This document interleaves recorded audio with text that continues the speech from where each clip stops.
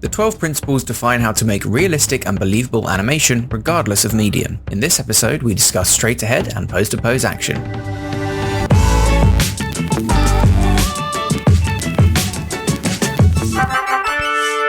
TipTut. So, let's talk about straight ahead and pose-to-pose. The two terms describe two different methods of animation. Straight ahead animation involves drawing all of your frames in order. You start with frame 1, then frame 2, frame 3, and on until you complete your shot. A bit like you did in the corner of your notebook during school when you should have been studying. With pose-to-pose, you plan out your animation by drawing the important frames first, then going back and filling in the gaps. This is great for most actions that are predictable and can benefit from planning out your actions.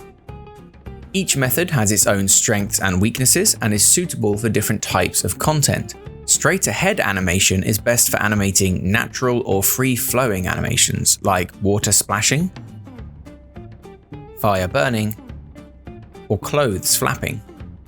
These types of animations will be difficult to plan pose-to-pose because they have their own autonomy and can act unpredictably based on external influence. While straight ahead animation is great for these types of motion, it does have some drawbacks. For example, if I animated a complicated, longer animation straight ahead, there's a strong possibility my character would shrink or grow accidentally, as I'd only be referencing the few frames that come before it, meaning mistakes and small differences become amplified over time.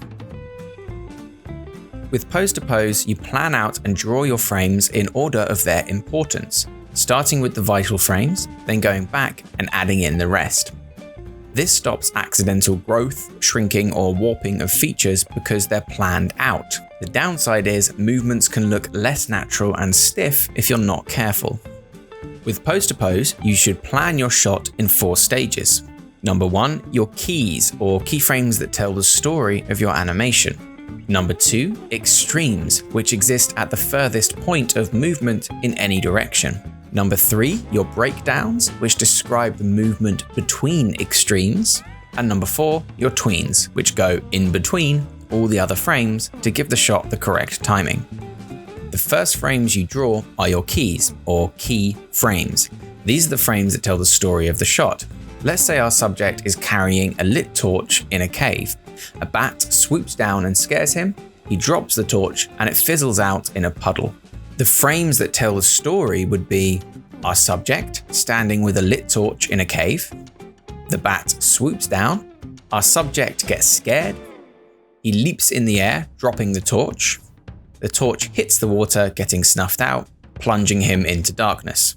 These 6 frames are the keys and the bare minimum needed to tell the story.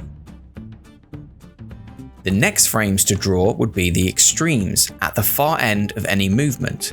It's important to note that each subject in the scene will have its own extremes based on its movement. So whilst the character is the focus here, the torch and bat have their own extremes too. For example, our extremes for the character could be the character standing, the character at the bottom of the crouch, then at the top of his leap, then at the bottom of his cowering, and the resting position of his cowering too.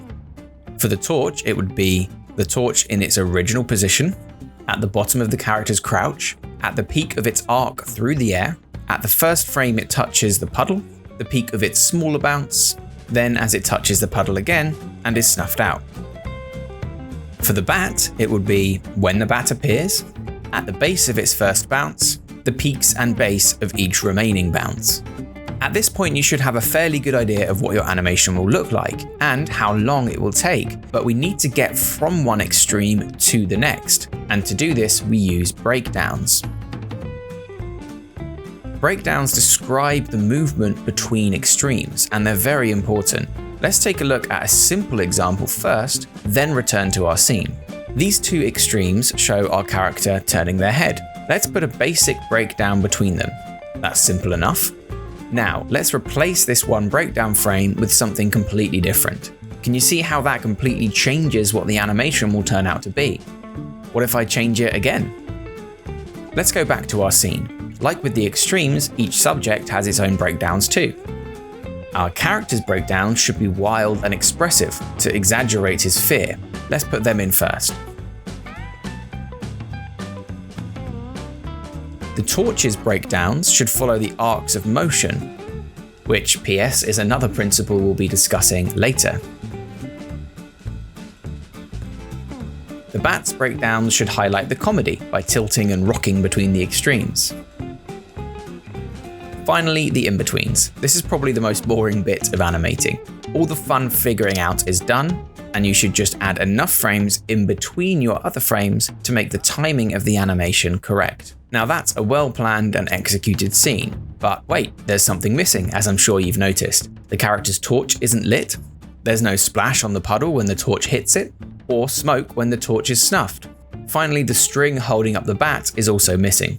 All these elements react to the movement of the other objects in the scene, which we've now planned out so perfectly, and because of that, animating these straight ahead is both simple and effective. Now let's make a real power move by combining pose-to-pose and straight-ahead animation.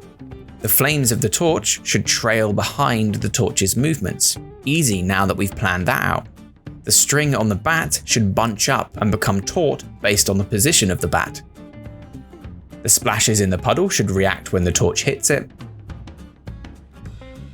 And finally, the smoke should curl up and out from the position of the torch's final resting place. As you can see, combining pose-to-pose and straight-ahead animation helps you plan out complex scenes with relative ease. You can focus on the pose-to-pose animation without being distracted by the straight-ahead content. And when creating the straight-ahead content, you have the pose-to-pose motion to support and inform it.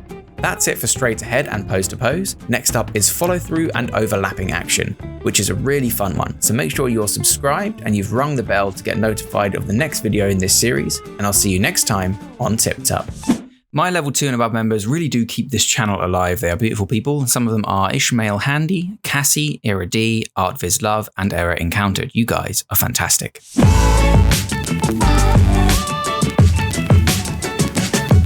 Remember to subscribe for more tips, tricks, and tutorials. Thanks for watching.